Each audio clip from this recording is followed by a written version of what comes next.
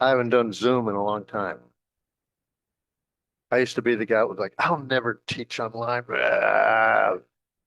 COVID happened. I was like, oh, at least it's something. Thank you so very much for coming out here today and supporting this endeavor we're making here. It's such a tragedy. I know there are tragedies around the world, right? We don't even have to go in. There's so many people suffering in different war-torn areas and all kind of stuff. This is in our backyard, so I feel even more compelled to do what I can. Uh, I appreciate your helping out. Uh, Such a sadness when things like this happen. There's not a reason. Can't figure out like why does it happen? Why do good people die and bad people live and all that? So rather than trying to figure out why, we just do what we can to help in any way. Um,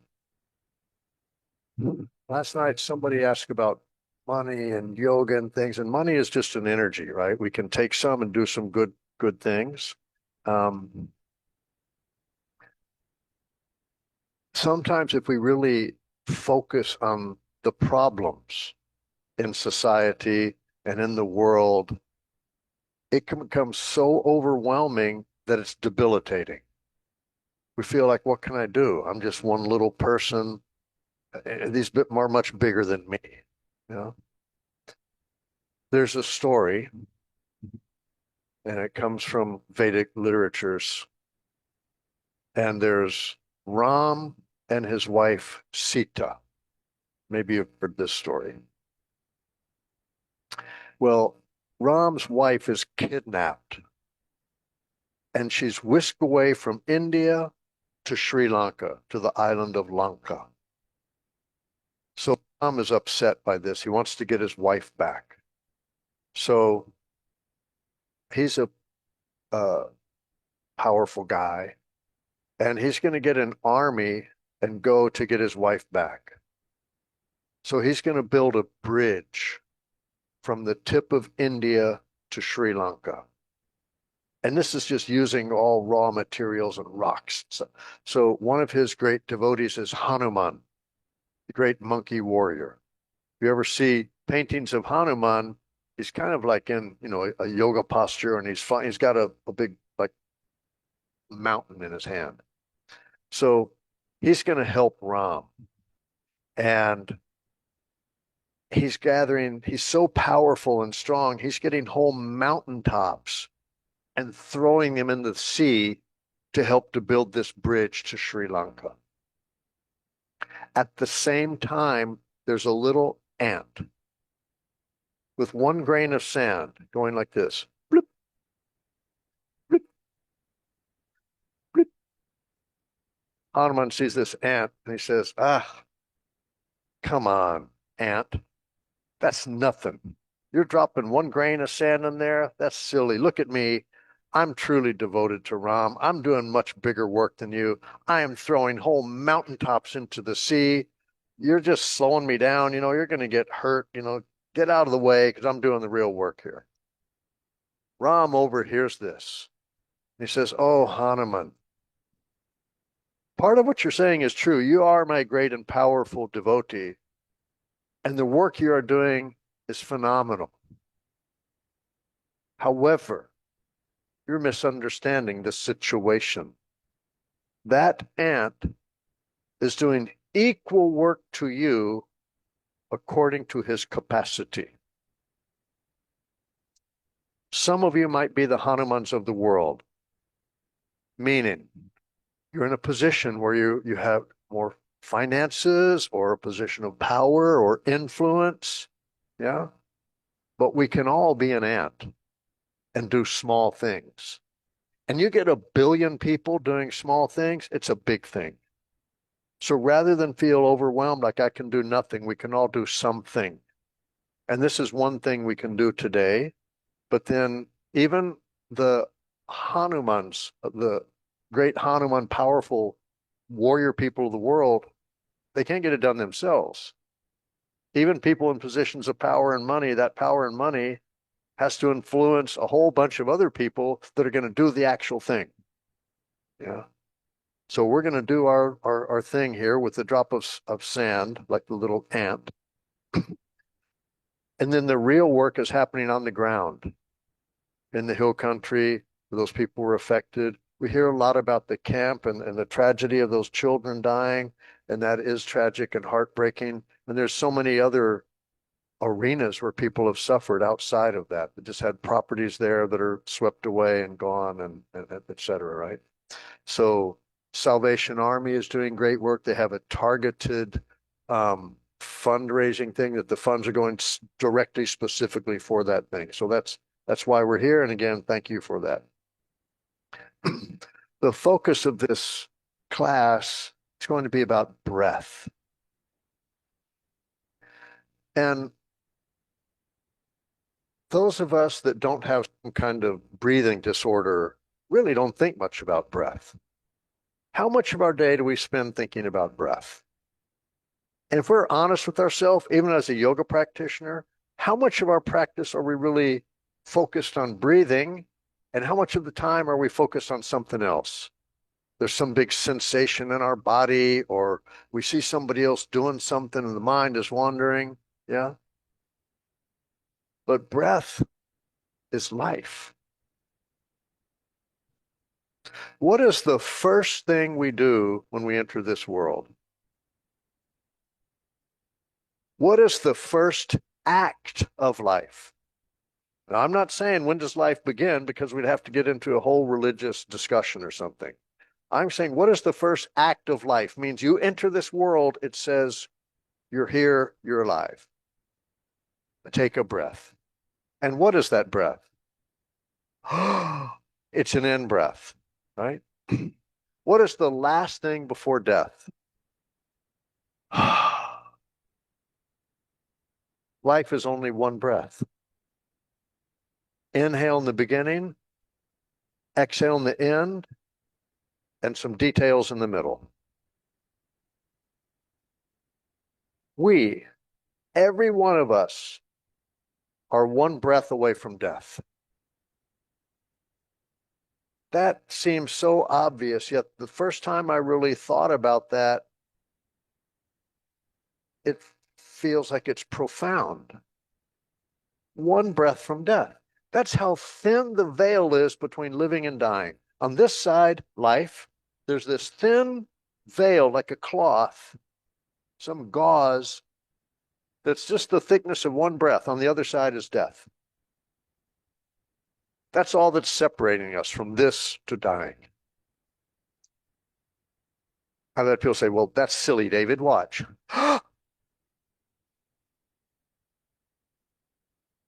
I didn't die. And I'll say, oh, but don't take the next one.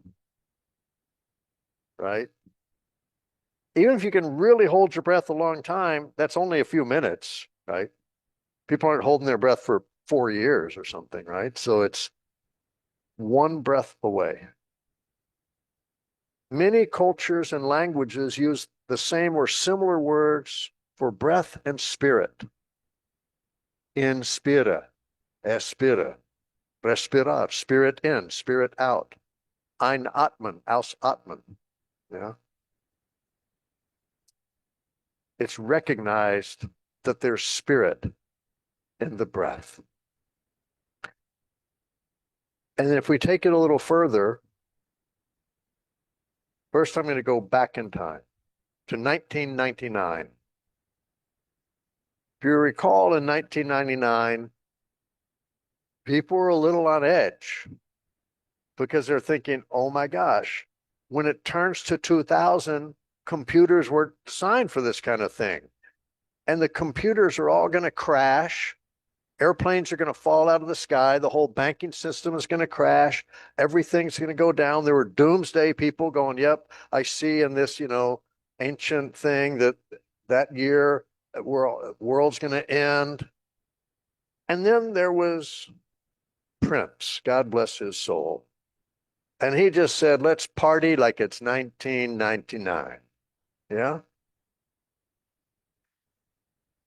Well, there were yoga people that were going, I know how we can demonstrate unity in the world.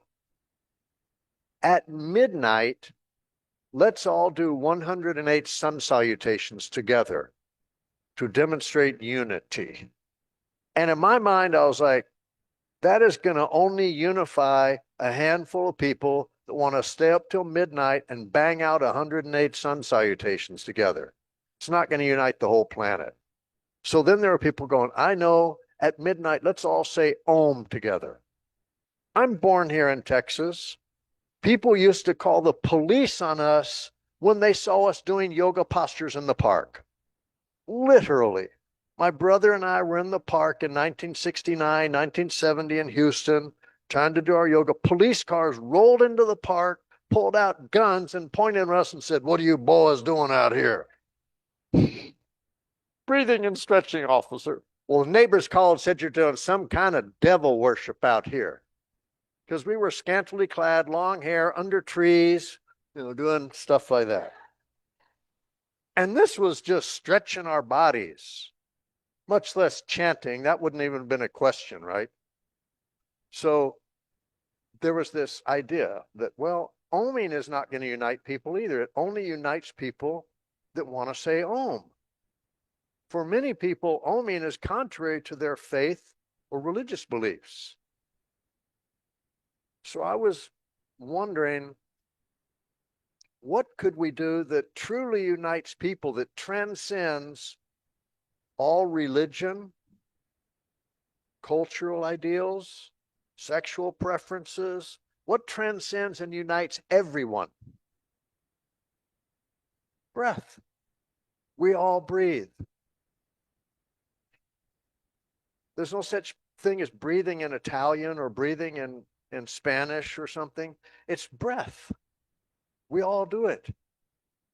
No one breathes through their ears in one place. And it's the same thing. Everywhere in the world unites us. If you look at the earth from outer space, it's like an apple. Just like an apple, only meaning because there's a thin skin on it. And that skin on our planet is our atmosphere. And it's quite thin. Yeah? But this is air, oxygen. And this is flowing around the whole planet through jet streams. It doesn't just sit in one place. There's no such thing as American air and Canadian air and Mexican air. You can't build a wall high enough to keep the air in or out, right? It's moving around. So I started looking, going, breath really unites people. I had a program in 1999 for the flipping over of the calendar to 2000. There was a program called Earth 2000, The First Breath. I even had a website, First Breath 2000. It has since disappeared. And here was the concept. Wherever you are on the planet, a couple of seconds before midnight, exhale. Doesn't have to be any kind of fancy breathing. Just let the air out of your body. With that action, release everything you need to let go of in your life. Let go of whatever is negative, whatever thing is going away, release it. Then, just at midnight, go inhale. The first breath of a new day, a new dawn, new possibility, a new millennium, a new birth. Yeah. To my knowledge, the program that I organized is the only one that every person on the planet participated in. Okay, granted, the vast majority had no idea they were participating, but if they were breathing at the time, they were involved. Yeah. And so it unites us with all peoples. It transcends religion, all this stuff, cultural things. We all breathe. Simple, simple thing. Uniting us. And it unites us with everyone. When we're here on this part of the world, it unites us with other people on other parts of the world because that same jet stream through this breathing, oxygen molecules moving in and out of our body, flying out that door, flying around the world. It connects us with the past.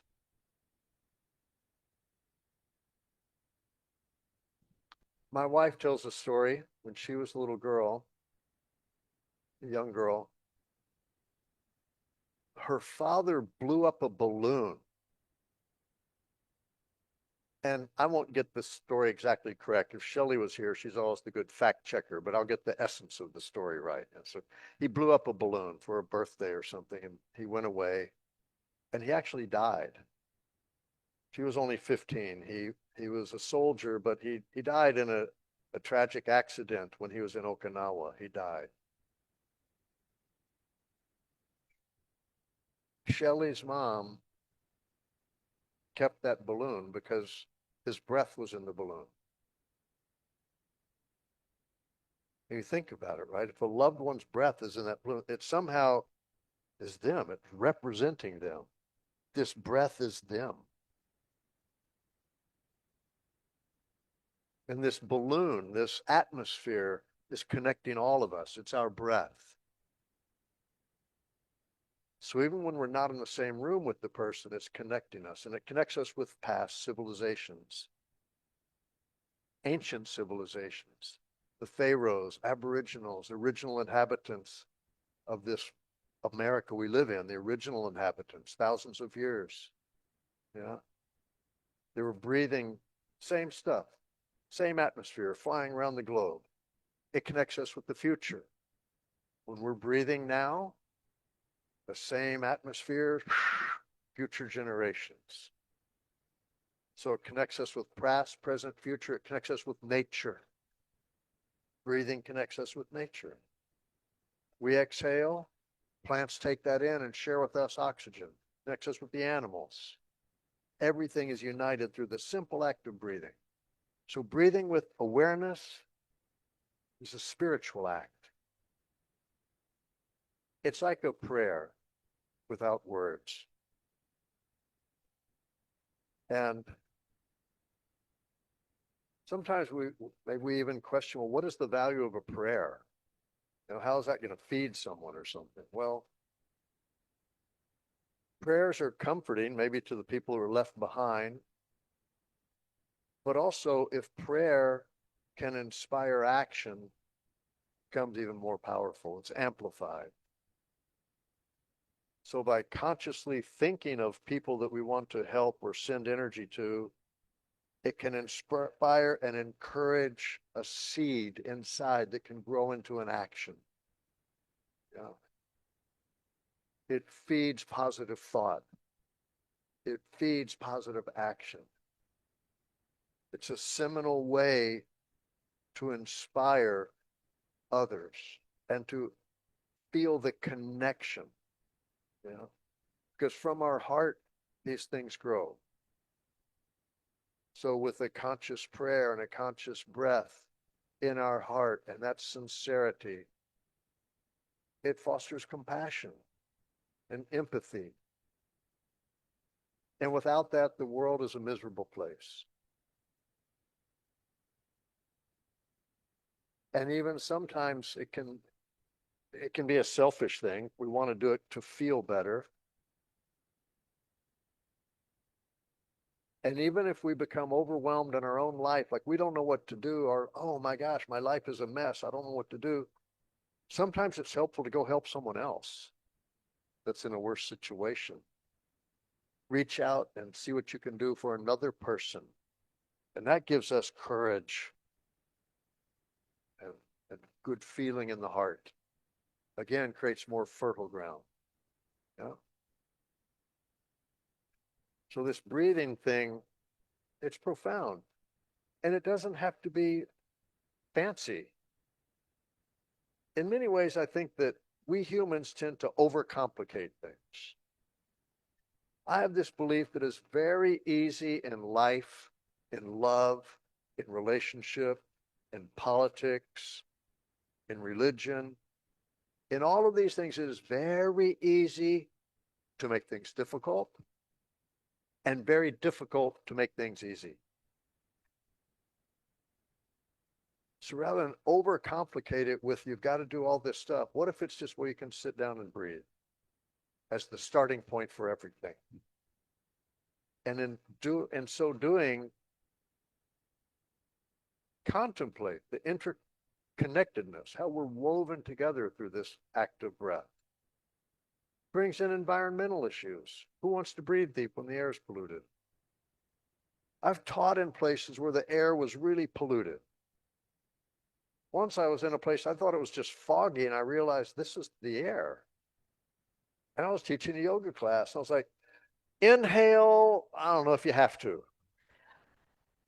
Maybe exhale a lot. I'm not sure what to say about the inhaling thing. I don't know if it's going to be healthy or not. But it's not right for me to point my fingers, go, look how they're polluting the earth. Because what happened, the Industrial Revolution happened here and in Europe and other places where everything was all full of soot and pollution and mess. And all we did is move those factories to somebody else's backyard and buy the products back from them. Yeah, so it's an issue. And coming back to the ant and Hanuman, environmental issues are overwhelming as well, because what can I do? It's a big, well, we can pick up a piece of trash that we didn't drop, throw it in the trash can, turn off the water when you're brushing your teeth, turn off the light when you're not in, whatever, little things we can do. So today, one of the little things we can do is to send good energy to the people suffering. Yeah. And we're going to raise a little money here and we're going to send that. And then people on the ground are going to turn this good intention into real life things: food, clothing, shelter, comfort. Yeah. All of that stuff that is so important. So we're going to do this through a simple act of sitting and breathing. Yeah. I don't even want, it's not even thinking of it as pranayama. This is conscious breath. All right. You can do this sitting on the floor. You can do this lying on the floor. You can do this sitting in a chair. You don't have to be in lotus or anything, but find some way that you're comfortable just for a few minutes. And then we can have some time for just discussion as well.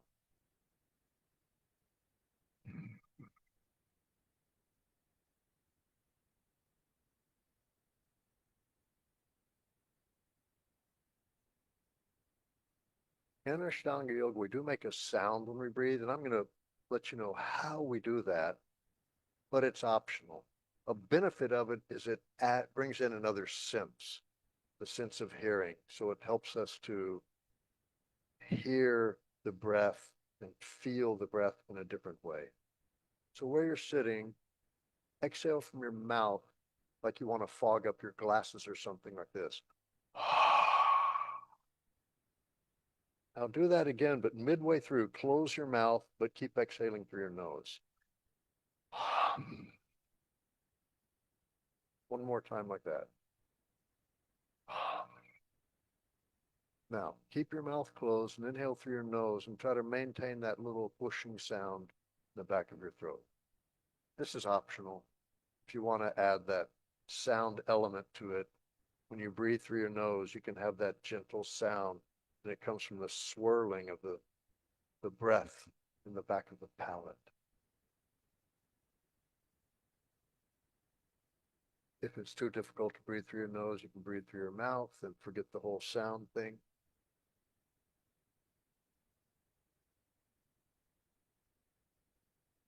Now let's just visualize the interconnectedness of all things with this simple act of breathing that we're doing. A few of us are sitting here in this room in Austin, Texas at Pure Yoga. We in this room are connected through this act of breathing.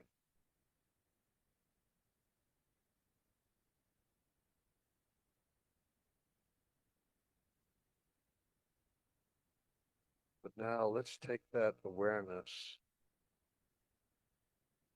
from our own body. Actually, let's just start with our individual body. We're breathing. You feel your lungs filling and empty.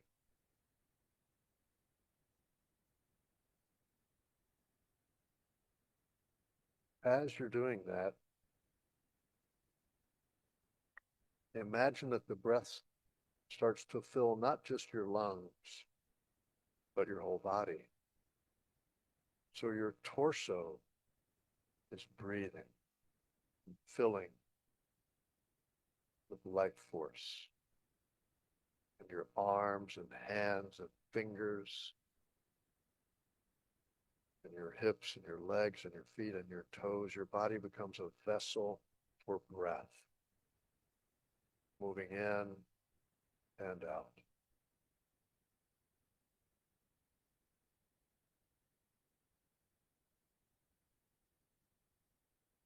Then we expand into the room around us. As I mentioned before, we're here in Austin, so I'm not just breathing in my body, but this whole room is breathing.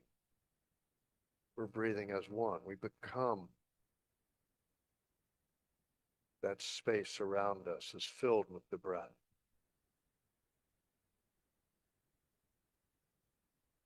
You can do that wherever you're sitting, if you're at home.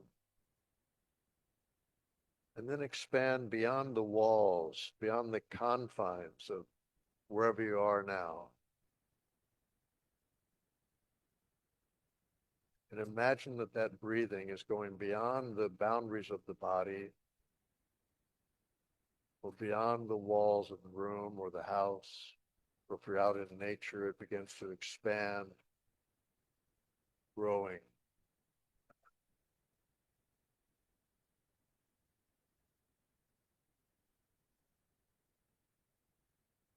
Everyone that's breathing, those breaths begin to unite with others.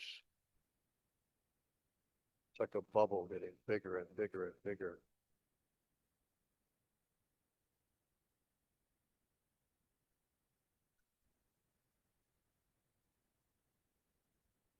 And then we expand this breath, this prayer of breath, expands beyond our boundaries here of the city of Austin.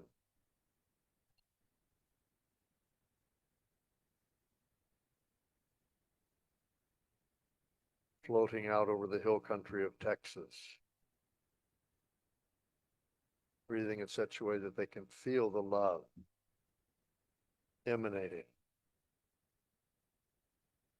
washing over, a healing light, a healing force.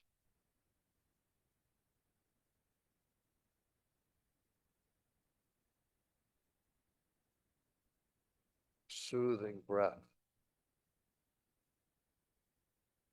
It's a balm of love. And you can expand this and keep going from wherever you're sitting, in your own mind's eye. With each breath, imagine it gets larger and it's connecting with other people's breath. You can visualize it expands beyond the state into the next state, into another country, across the sea. Each breath, it keeps going until we're all breathing the one breath.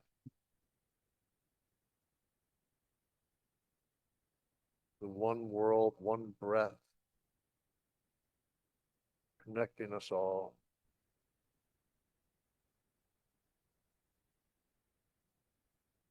I'm going to leave you in silence for a couple of minutes. Imagine that you're emanating from yourself, from the energy of the breath.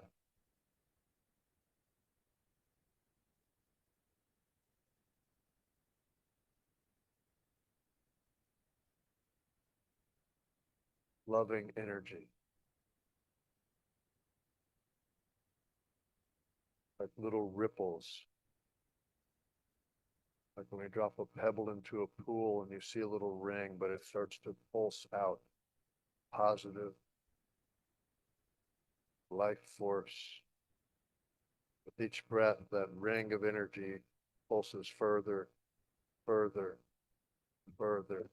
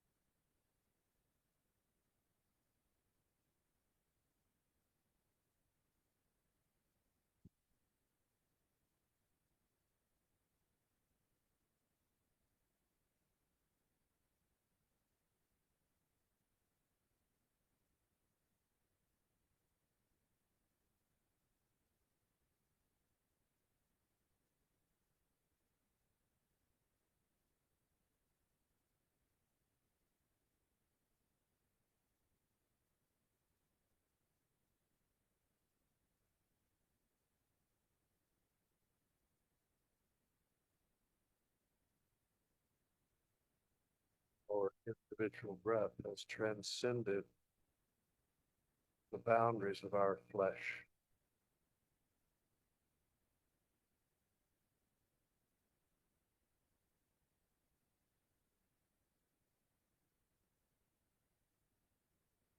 As we begin to return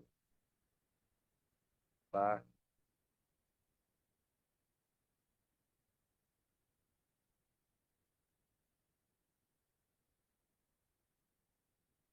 bringing awareness into our own body of the breath, moving in and out.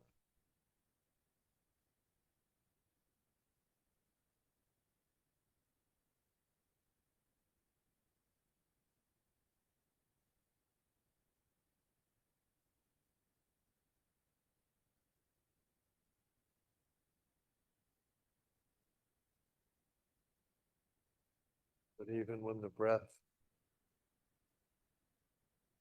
is emanating within and from our own vehicle, our own body,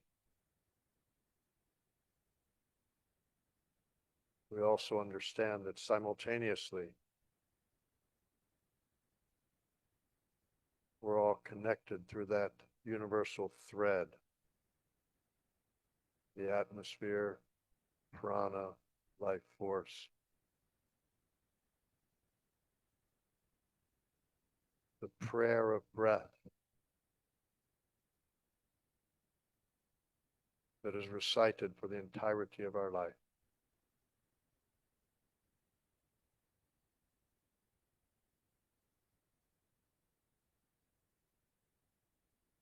It's a blessing.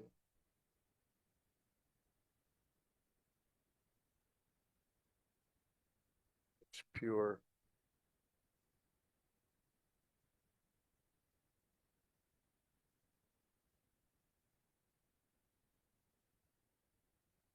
With our breath, with that love, we'll do our best to see what good works we can do and help each other along the path.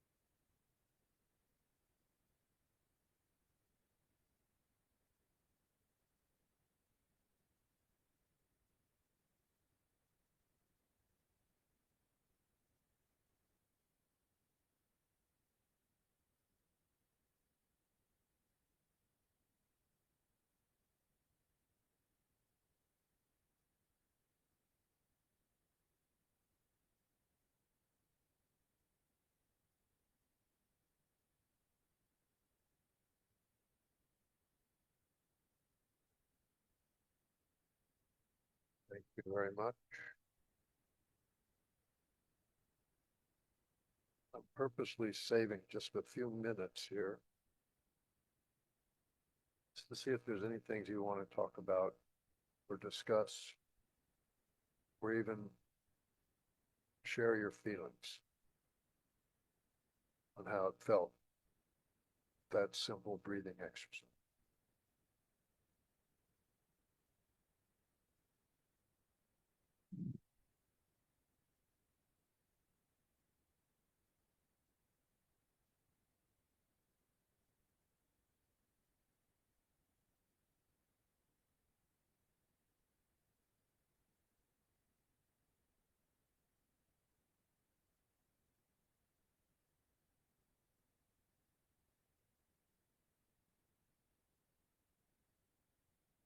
To connect, to do something else. We should feel grateful. Remember, breath is life. And if we're still breathing, we have some purpose.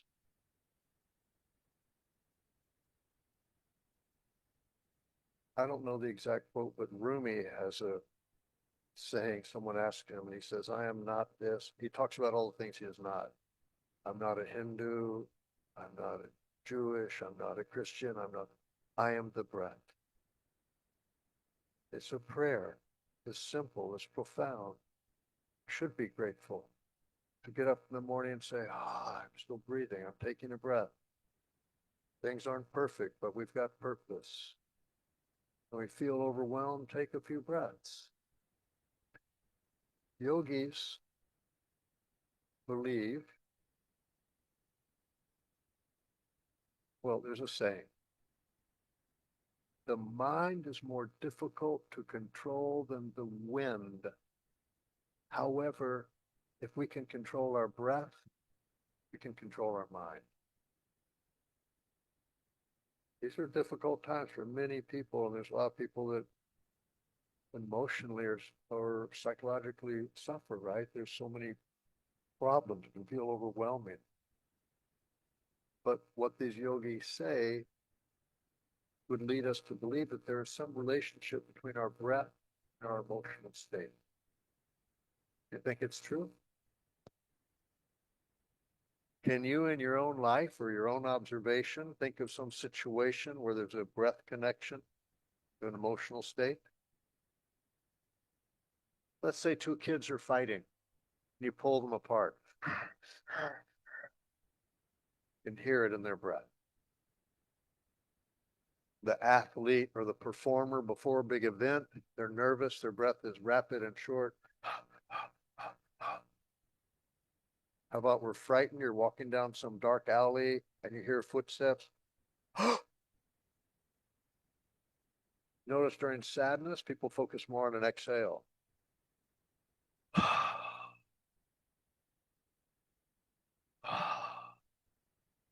Without knowing anything about yoga, what advice might we give these people? You kids, stop fighting, calm down, just take a few deep breaths. Wow, I know you're nervous. The theater's full tonight. Wow. Take a few deep breaths.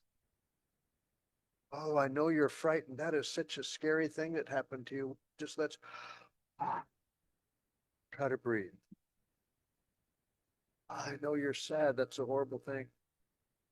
Take a couple of breaths. It doesn't mean the problems are all solved, but it means we can be more clear, create a little more clarity. We're just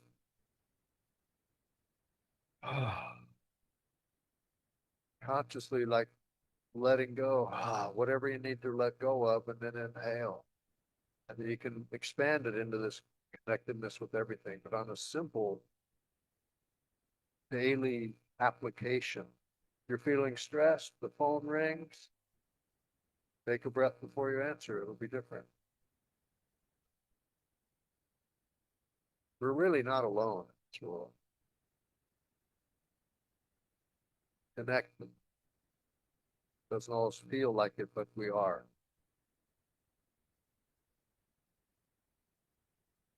And then it's important to also tangibly acknowledge those connections with things like we're doing today.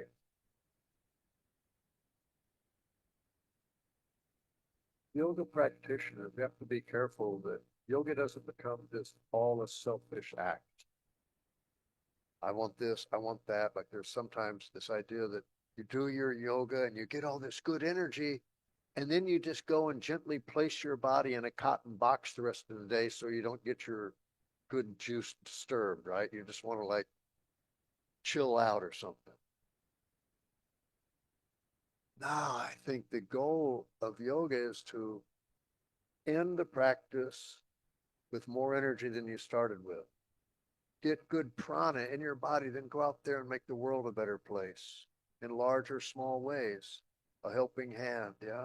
Then the next day you do, and you recharge your batteries. It's not just to get it into the body for ourselves. That's important. We need to feel good because if you're feeling miserable, you can't help other people. But once we've got that good energy, it's good to share it, yeah. If you're feeling stressed, take a few breaths. They're free. There's no restrictions on it yet. Yeah. Take those breaths. Take the opportunity. Use that blessing. And then get that energy and turn that prayer of breath into a prayer of action. Being kinder to one another, trying to understand people that have differing views. We live in a time where everything is polarized. It used to be, considered a strength if you could have conversation with people with totally opposite views and find common ground. Now that's considered weakness. You have to stand behind what you believe in. Everyone else is wrong and you got to fight with them. The word yoga means union, but even in yoga, people fight over silly things. And they can do it in like passive, aggressive ways, like, oh, yeah, yeah, yeah, they're doing a little something over there, but we're doing the real thing. This is the real yoga. And ultimately in yoga, sometimes we feel like, oh, we do yoga. We're all open-minded, compassionate beings. We're understanding. And you realize, well, is that only true when you're surrounded by people that look like you, eat like you, have your same beliefs, dress like you, and do everything the same? Well, that's easy to think like you're open-minded and compassionate. Put yourself in situations where there's people of totally opposite political views and different beliefs and religions and have a conversation, and we'll see how evolved are we. But these qualities are important to develop. And if we can start with the connection of breath, maybe sit in a room with people and say, yeah, rather than focus on all the things that we hate about each other and all the differences we have, let's say, well, we all breathe. Maybe let's take a couple breaths together, start with the common ground and see where else we can find common ground. Because if we don't, it's going to be miserable for humanity and for people. It doesn't have to just be la la land, that it's just some fantasy, but there are ways that we can respect each other and be different. Yeah. And when people are suffering, does it really matter what their political views are or their social status or anything like that? People are suffering, they're suffering. And we want to try to help each other. And the breath connection is a foundation. It can be a fulcrum. It's a commonality, one common thing. And so I appreciate your coming out here today and exhibiting your commitment to trying to help others by coming in here. And those of you who are not able to come in here physically, thank you. And if you're able to donate some funds, that's fantastic. If you are not, you can still participate and donate goodwill, donate good intentions, donate good vibes, donate your time, donate a hug, donate a smile, reach out to people that are having a difficult time. Life is fragile. We're reminded of that over and over and over. It doesn't matter how much yoga we do, things can happen, right? So every moment is a blessing. Every breath is a blessing. And so if we just start spreading around a little joy, and yeah, acknowledge differences, but Yeah, there's much more commonalities that we all have than differences.